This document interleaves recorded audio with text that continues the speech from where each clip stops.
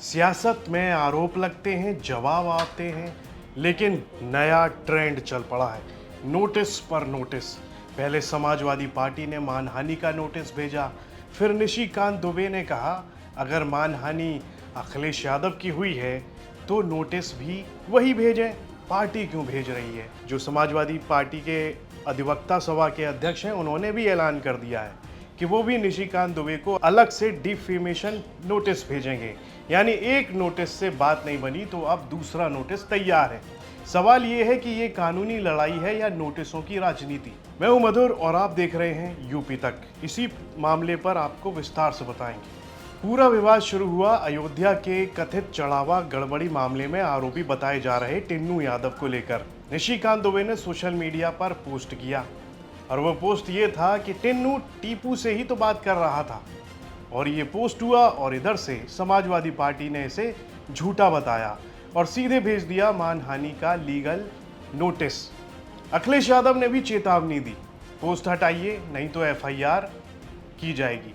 यानी एक पोस्ट ने पूरा राजनीतिक पारा चढ़ा दिया। अखिलेश यादव ने एक्स पर पोस्ट करते हुए लिखा, संसदीय परंपरा का मान रखते हुए हम भाजपा के सांसद को 10 मिनट का समय देते हैं कि वो इस झूठे ट्वीट पोस्ट को डिलीट कर दें, अन्यथा उनके खिलाफ तत्काल नामजद रिपोर्ट दर्ज कराई जाएगी। साथ ही ये चेतावनी उन सबको भी है जिन्होंने ये झूठ फैलाया है, वो भी सोशल मीडिया पर। तुरंत डिलीट करें और सार्वजनिक माफी मांगें या कानूनी कार्रवाई के लिए तैयार रहें। अखिलेश यादव की राजनीति की एक खासियत यही मानी जाती है कि वो बड़े से बड़े हमले का जवाब देने में देर नहीं लगाते। इस बार भी चेतावनी से लेकर कानूनी कार्रवाई तक उन्होंने अपने विरोधियों को साफ संदेश देने की कोशिश की। जवाब सिर्फ बयान से नहीं, कानून के दायरे में भी दिया। लेकिन निशिकांत दुबे ने इस पोस्ट के जवाब में लिख दिया, जल्दी करिए, इतना परेशान क्यों हैं? प्रश्न ही तो पूछा है। 1990 में राम भक्तों पर गोली किसने चलवाई? मैं अदालत जाऊंगा। फिर क्या था? इसके बाद सपा की ओर से लीगल नोटिस भेज दिया गया। इसके बाद निशिकांत दुबे भी पीछे हटने वालों में से नहीं थे। उन्होंने भी एक्स पर पोस्ट करते हुए लिखा, अगर मानहानि अखिलेश यादव की हुई है तो नोटिस उनकी तरफ से आना चाहिए, पार्टी की तरफ से क्यों? और फिर ऐसा तंज मारा जिसने बहस का तापमान और बढ़ा दिया। क्या हालत बना रखी है? कुछ लेते क्यों नहीं? कम से कम विक्स की गोली ले लीजिए। यानी कानूनी जवाब कम, सियासी तंज ज्यादा। लेकिन इसके बाद निशिकांत दुबे यहीं नहीं रुके, फिर एक और एक्स पर पोस्ट किया जिसमें लिखा गया, अखिलेश यादव जी को फुसलाने वाले वकील का कानूनी जवाब कल ही भेज दिया था। उन्होंने अखिलेश यादव को टैग किया, लिखा, पाल जी का क्या मानहानि हुआ ये हमने पूछा। दूसरा, आपका नाम किस सरकारी दस्तावेज में टीपू है? और तीसरा, आप और आपकी पार्टी के लोग अकारण मुझे मानसिक प्रताड़ित कर रहे हैं, उसका पूरा कानूनी खर्च आपके वकील साहब से हर्जाने में लूँगा। अब इसके बाद समाजवादी पार्टी के अधिवक्ता सभा के जो अध्यक्ष हैं वो भी मैदान में उतर आए। उन्होंने कहा कि अब मैं खुद निशिकांत दुबे को मानहानि का नोटिस भेजूंगा। यानी पहले पार्टी का नोटिस, अब समाजवादी अधिवक्ता सभा के हेड का नोटिस। आगे क्या? पर्सनल नोटिस भी।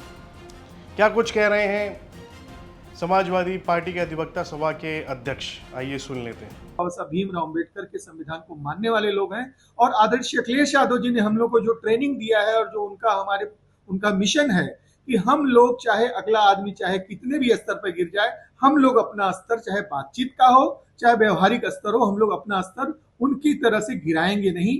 और हम फिर से डॉक्टर निशिकांत दुबे जी को, जो इन्होंने ये लिखा है कि अखिलेश यादव जी इस तरह का वकील लोग आपको बेइज्जत कर रहा है, मैंने अखिलेश यादव जी को फुसलाने वाले वकील का कानूनी जवाब कल ही भेज दिया था।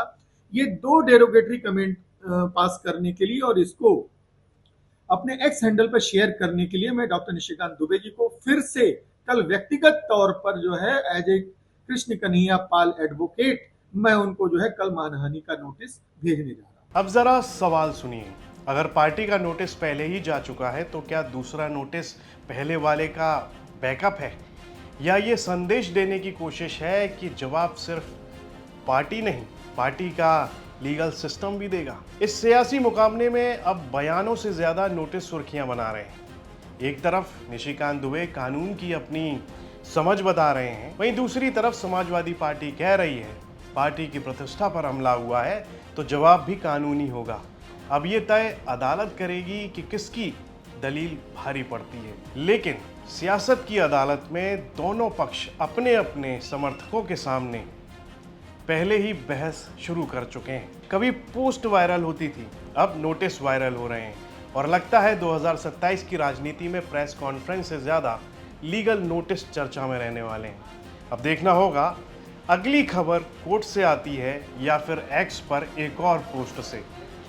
पहले नेताओं के भाषण वायरल हुआ करते थे, अब लीगल नोटिस ट्रेंड कर रहे हैं। पहले प्रेस कॉन्फ्रेंस से सियासत गर्म होती थी, अब नोटिस से तापमान बढ़ रहा है। पहले आरोप लगते थे, अब हर आरोप के साथ वकील भी तैयार खड़े हैं। 2027 की राजनीति में लगता है कि चुनावी पोस्टर से ज्यादा लीगल नोटिस चर्चा में रहने वाले हैं। अब देखना यह है कि अगली सुर्खी कोर्ट से निकलती है या फिर एक्स पर एक और पोस्ट से। ये खबर लखनऊ से भेजी हमारे सहयोगी अंकित मिश्रा ने। इस पर आपकी क्या राय है, कमेंट बॉक्स में लिखकर हमें जरूर बताएं और यूपी से जुड़ी तमाम खबरें देखने के लिए आप देखते रहिए यूपी तक।